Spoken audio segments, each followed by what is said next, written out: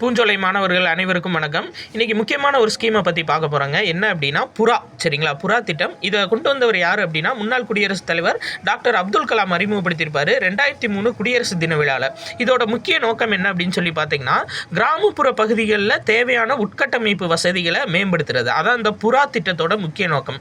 புறா அப்படின்னா providing urban facilities in rural areas. இது ஒன்று.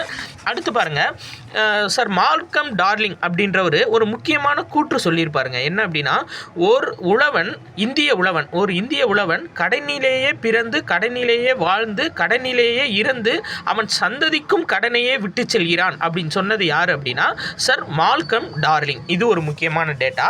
அடுத்து இந்தது பாருங்க, அதாவது ரெட்டை நஞ்சாக்கள் அப்படின்னு சொல்லிட்டு ஒரு கான்செப்டை சுமாச்சார் சொல்லியிருப்பாரு.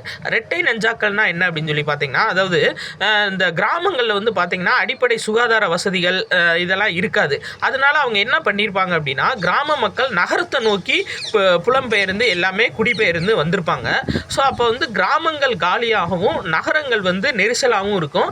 இது ஆபத்தான ஒரு விஷயம். இதை தான் என்ன சொல்லியிருப்பாரு அப்படின்னா ரெட்டை நஞ்சாக்கள் அப்படின்னு சொல்லிட்டு சுமாச்சார் சொல்லியிருப்பாரு.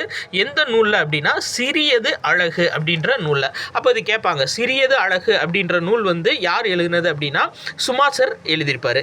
அடுத்து பாருங்க, இது முக்கியமான ஒரு கூற்றுங்க.